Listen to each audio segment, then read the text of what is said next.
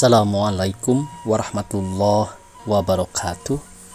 Pemirsa dimanapun saja Anda berada, selamat berjumpa kembali dengan channel Insan Dongeng. Pada malam ini saya Bang Elgi akan melanjutkan kembali roman klasik Karena Mentua bagian ke-7.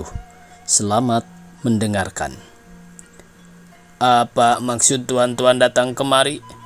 Apa doa dan cita-cita ibu bapak atau anak bini tuan-tuan melepas, merantau, meninggalkan kampung halaman? Kalau hamba tidak salah, kita sekalian semaksud, secita-cita menempuh negeri orang, hendak mencari perut nan tak terisi, mencarikan punggung nan tak bertutup, mencari rezeki yang halal, supaya hidup sama dengan orang, duduk sama rendah, tegak sama tinggi. Kalau dapat, ya lebih dari itu. Sungguh begitu, kata seseorang di antara orang banyak itu.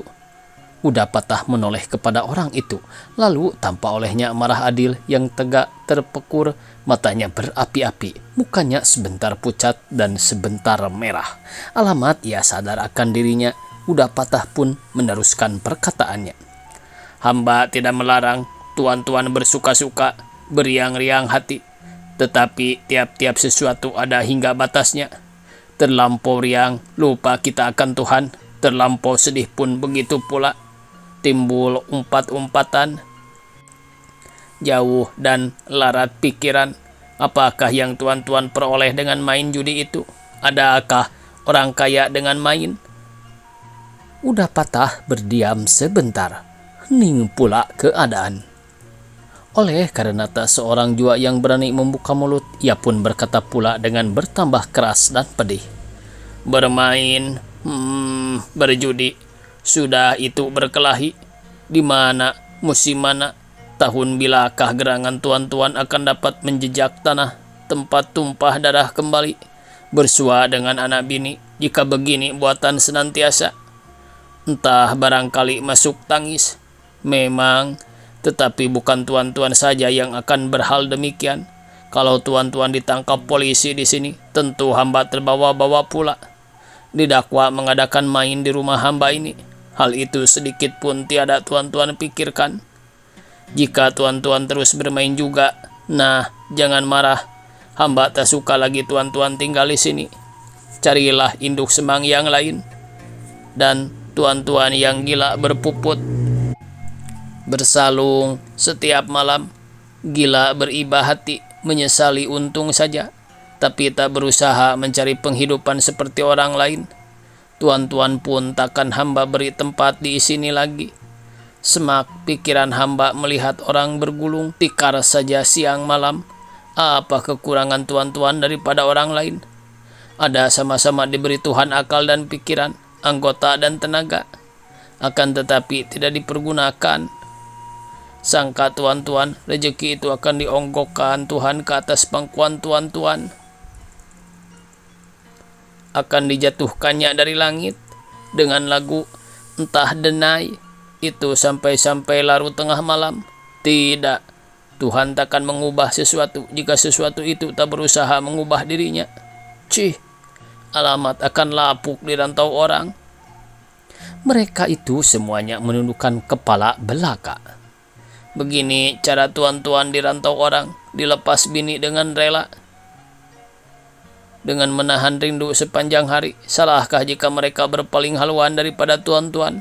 Salahkah jika mentua tuan-tuan menyuruh anaknya minta cerai? Setelah mendengar tingkah laku tuan-tuan yang tiada patut ini, sekarang engkau, Boya, tidak boleh lagi bercampur dengan si Yunus di dalam bilik ini. Tidur di luar. Nah, mari kita keluar. Tiada tentu rasa hati mereka dewasa itu. Rupanya kejadian itu tempelak atau kritik yang diucapkan induk semangnya dengan cara yang amat bersemangat itu sudah bercampur baur, bersenyawa, lalu menjadi sebuah bentuk yang mempengaruhi jiwa masing-masing. Mereka itu memandang ke muka, ke kiri dan ke kanan apabila bertemu mata seorang dengan seorang. Mereka itu pun menundukkan kepalanya dengan suram muram, lalu berjalan selangkah-selangkah dari bilik itu sebagai digerakkan mesin. Setiba di ruang tengah, sekaliannya duduk terperanjak bermenungan seakan-akan seperasaan dan sependeritaan. Sama-sama jauh melayang pikirannya, sebab sama-sama tak tentu apa yang akan diperbuatnya. Jika seorang menggulung rokok, yang lain-lain menggulung rokok pula. Dalam pada itu seorang berkata-kata dengan perlahan-lahan, ingat-ingat sekali tetapi hampir tak berujung dan berpangkal. Memang salah, lupa akan tugas kewajiban, orang dagang, maksud merantau. Dan perkataan itu pun disambung oleh orang lain pun sekadar pelepaskan sesak dada saja. Kita meninggalkan kampung halaman, anak dan istri, sanak dan saudara kita akan memperjuangkan cita-cita hidup, tetapi diperturutkan saja kehendak hati, bawa nafsu berkelahi, wahai teman-teman. Ya, saya tidak tahu apakah asal mula perkelahian tadi itu, tanya seorang pula dengan tiba-tiba. Jangan diulang-ulang lagi perkataan itu, sahut seorang agak tua. Lebih baik kita insaf, tiap-tiap celaka ada gunanya. Malam sudah larut, besok kita akan ke pasar pula. Mari kita tidur, kawan-kawan. Iya ya, kata yang lain-lain serentak sebagai terlepas dari kongkongan perasaan tak keruan. Besok kita akan berjuang pula. Ayo tidur. Ketika seorang mulai berkemas-kemas dan menyapu-nyapu lantai, mengebas-ngebaskan sarap ke tepi dinding dengan kain sarung, mencari bantal ketiduran, kawan-kawannya pun berbuat seperti itu pula. Akhirnya mereka itu terbaring di atas tikar hamparan yang sudah diduduki oleh sekalian orang dan diinjak-injak oleh sekalian kaki. Lalu mengatur bagai angka 5 bantalnya daripada jerami yang berderik-derik jika tersinggung, seolah-olah membisikkan salah satu masalah yang sukar ke telinga. Dan tak tentu lagi warna kainnya, tak tentu berapa macam baunya, selimutnya, kain sarung masing-masing saja. Hanya 2-3 orang yang ada bertikal bantar berselimut sendiri, dan orang yang baik nasib itu pun tidur mengasing di sudut yang dilingkungi dengan peti dan bungkusan barang yang bersusun-susun. Dan tentu saja beberapa orang yang sudah bernama induk semang serta pandai menjaga kesehatan ada menyewa kamar sendiri, dan mereka itu pun sudah lama tidur dengan nyenyaknya. Udah patah, sudah selesai berkemas, pintu dan jendela telah dikuncinya. Sejurus ia menoleh ke kiri dan ke kanan. Setelah tampak nyata olehnya bahwa sekalian anak semang sudah berbaring, bersusun-susun, berbaris mengalang ke dinding di tempat masing-masing, ia pun mengangkat tangan akan mematikan lampu gantung yang ada tentang kepalanya. Ketika ia menarik lampu itu ke bawah akan memutar sumbunya, ia pun berkata dengan agak keras, "Lampu hendak kupadami, sudah siapkah semuanya?" Pertanyaan itu dijawab oleh suatu suara dari sudut dengan perlahan-lahan. Takut, segan, malas rupanya orang yang mempunyai suara itu akan berkata banyak-banyak. "Sudah, padamilah." Lampu padam, gelap. Belum, masih terang juga sedikit. Dekat udah, terang juga sedikit.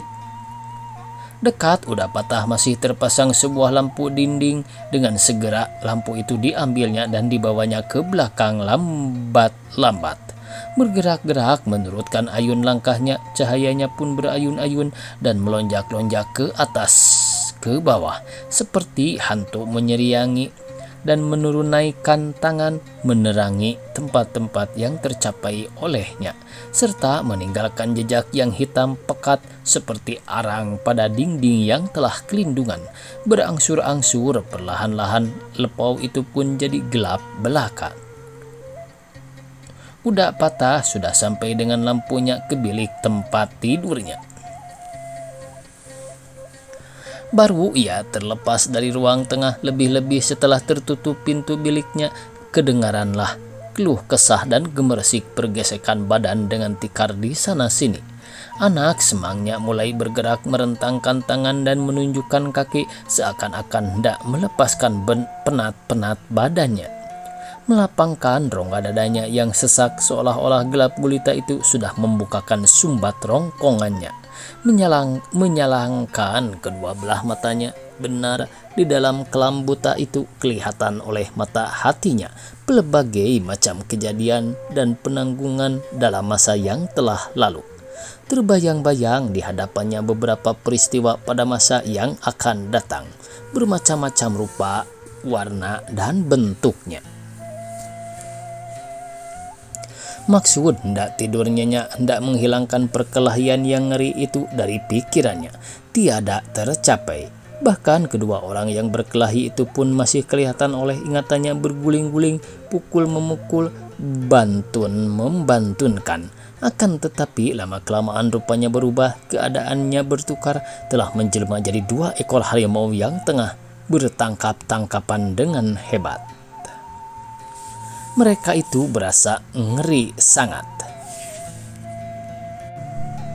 Rupa segala kaum keluarga, anak bini, ibu bapak, baik yang masih hidup, baik pun yang telah lama meninggalkan dunia, lekuk-lekak jalan-jalan di tanah tumpah darah. Bentuk rumah dan masjid, tingkah laku, perangai, dan perbuatan orang setangga, sekaliannya itu terbayanglah di ruangan mata tengah, terbaring di tempat tidur dalam gelap gulita itu. Bagaimana jua pun dipicingkan mata dan ditutup pula dengan kain selimut di dalam kelam buta itu, tetapi sekaliannya tampak terang juga oleh ingatan. Siapa takkan gelisah? Siapa yang akan dapat tidur nyenyak dalam hal yang demikian?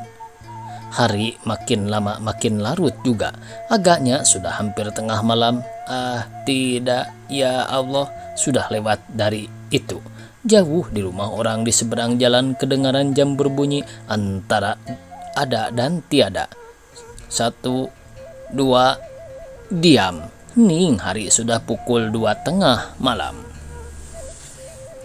Marah Adil yang terbaring di sudut bersama-sama dengan 2-3 orang kawannya belum pernah memejamkan matanya. Berselimut amat panas rasanya, bagai disangai dengan api. Tidak berselimut, nyamuk berdendang mendengung-dengung di telinga. Pikirannya berkacau-kacau, segala kata-kata udah patah itu tersisip benar di dalam hati nuraninya. Walau barang sepatah pun tiada mengenai dirinya. Nasihat itu mengguncangkan imannya yang tenang selama ini menghadap kenang-kenangannya ke tempat lain. Jauh dari ketidurannya dewasa itu ke rumah istrinya, perempuan muda yang ditinggalkannya telah kira-kira 7 bulan itu terbayang di matanya.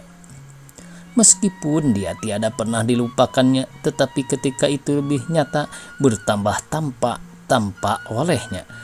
Segala tingkah lakunya, langkahnya, tutur katanya, gelaknya, senyumnya, bahkan sekalian perbuatannya terlukis jelas di hadapannya.